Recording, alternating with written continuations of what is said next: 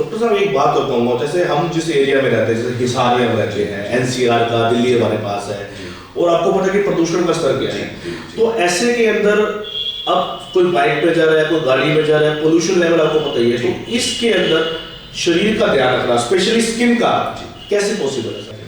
सबसे बड़ी क्वेश्चन ये उठता है कि हमारे जो दर्शक है वो ये पूछना चाहेंगे कि मॉइस्चराइजर कौन सा लगाया जाए, सबसे बड़ी बात है सर।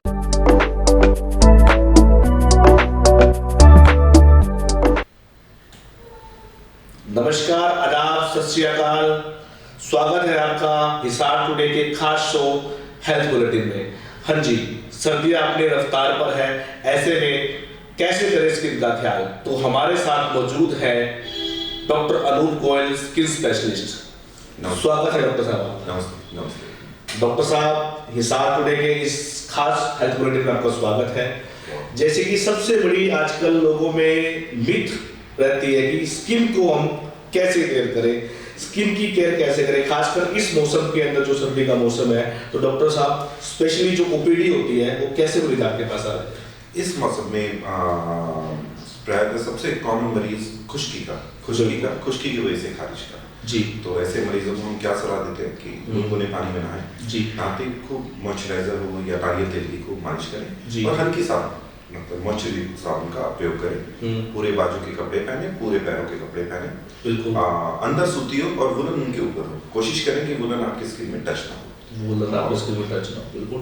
डॉक्टर साहब एक बात तो कहूँगा, जैसे हम जिस एरिया में रहते हैं, जैसे हिसार में रहते हैं, एनसीआर का दिल्ली हमारे पास है, और आपको पता है कि प्रदूषण का स्तर क्या है। तो ऐसे के अंदर अब कोई बाइक पे जा रहा है, कोई गाड़ी में जा रहा है, पोल्यूशन लेवल आपको पता ही है, तो इसके अंदर शरीर का ध्यान रखना, स्पेशली स्किन का, कैसे पॉसिबल है सर? इसका एक ही उपाय है कि नियमित रूप में नहाएं। नहाते ही अच्छी तरह आपकी चमड़ी को मॉइस्चराइज करें और पूरे बाजू के कपड़े, पूरे पैरों के, बिल्कुल, और कोशिश करें कि चेहरा ढक के या टोपी वोपी पहन के। तो हम यही सलाह देते हैं। तो सबसे बड़ी बात डॉक्टर साहब ये है, आपने बोला कि भाई चेहरे को ढककर रखे और मॉइस्चराइजर लगाए।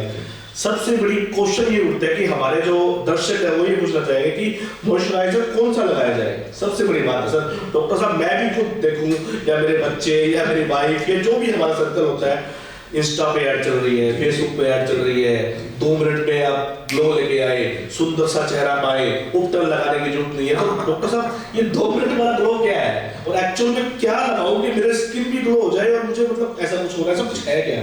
देखिए, 2 मिनट में glow, it is just a myth. ऐसा कोई ट्रीटमेंट हमारे पास नहीं है कि आप इंस्टेंटली 2 मिनट में आप किसी को गोरा कर दें या किसी को ग्लो कर दें जी। Skin is a long term process. Skin care is a long term process. आज एक दिन में आपने जादू चाहिए, ऐसा नहीं होने वाला है। ये एक मिथ है, एक ये मार्केटिंग गिमिक है। Skin is a long term care. Skin demands a long term care. तो आपको ये समझना बहुत जरूरी है। जैसा आपने मुझे बोला मॉइस्चराइजर, आपने हमसे पूछा, it depends on individual to individual. Okay sir. किसी को क्रीमी फॉर्म का अच्छा लगता है, किसी को लोशन फॉर्म का अच्छा लगता है। इसमें कोई बहुत हार्ड एंड फास्ट रूल नहीं है। मैं मेरे हर मरीज को यही सलाह देता हूँ, आपको जो मॉइस्चराइजर आपकी बॉडी को सूट करे, यू कैन यूज दैट। बिल्कुल। और रही बात ट्रीटमेंट की, बिना डॉक्टर के परामर्श के, ये इंस्टा के भरोसे, ये आपके इनके भरोसे ना रहें।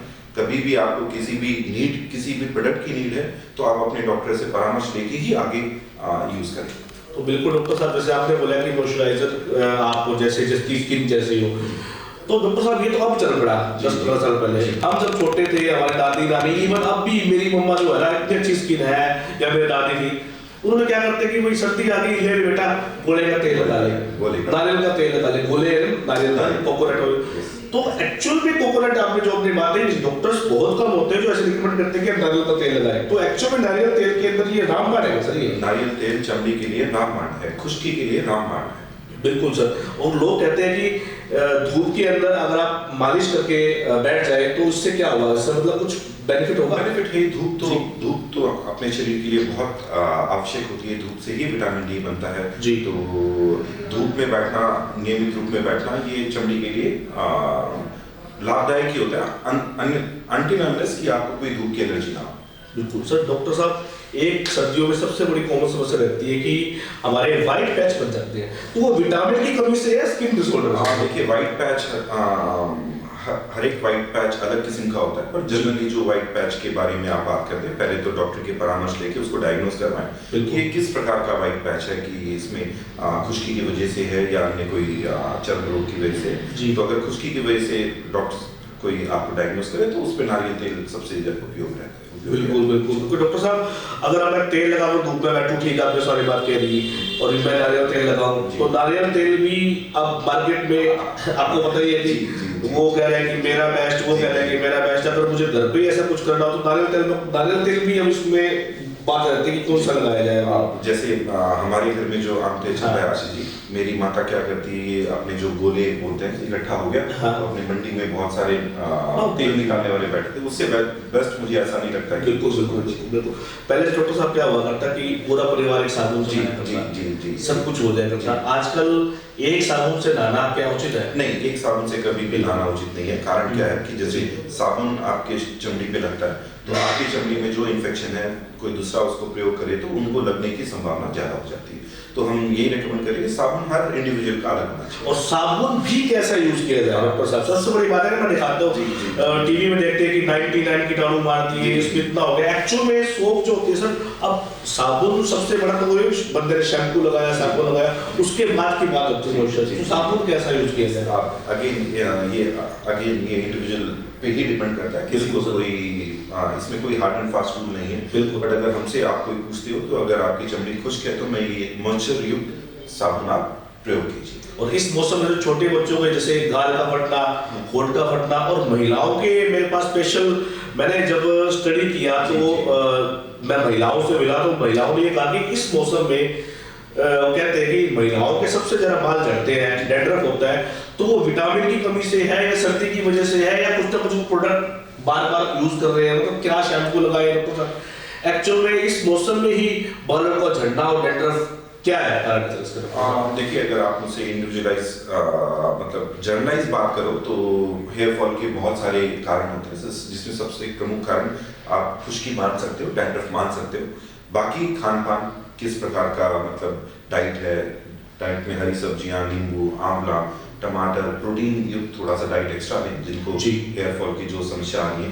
और हेयर फॉल की समस्या वालों को हम एडवाइस करते हैं कि तला हुआ मिर्च मसाले थोड़ा सा डाइट में कंट्रोल रखें। बिल्कुल डॉक्टर साहब, अगर होंठ फटना हो तो मतलब जैसे बेसिकली होंठ फटने का है और होंठ काले पड़ जाते हैं, तो इन पे इस पे भी इंस्टाग्राम पे काफी वो चलता है कि काले होंठों को तुरंत ग्लो लेके आए। तो ये सब एक एक चीज जो मैं आपसे पूछ रहा हूँ ना, ये मेरी खुद की स्टडी की हो है कि एक्चुअल में आज का नौजवान, आज का जो युवा पीढ़ी है, वो क्या एक्सपेक्टेशन रखता है डॉक्टर से? मैं आपको मैं आपके दर्शकों को यही सलाह देना चाहूंगा कि इंस्टा और यूट्यूब इनके भरोसे ना रहे। आपको कोई दिक्कत हो, कोई क्रीम रिकमेंड करानी है तो नजदीक के डॉक्टर से परामर्श लेके ही आगे बढ़े। डॉक्टर साहब, अंत में आपका परिचय? मैं डॉक्टर अनूप गोयल, मैं स्किन स्पेशलिस्ट हूँ। मैं हिसार में पिछले 12-13 साल से कार्यरत हूँ। मैंने कुछ साल सेवक सभा में अपनी सर्विस दी। अभी मैं ऋषि नगर गली नंबर 1 में पिछले 6 सालों से सेवाएं दे रहा हूँ। तो ये थे हमारे साथ डॉक्टर अनूप गोयल। बहुत बहुत शुक्रिया डॉक्टर साहब।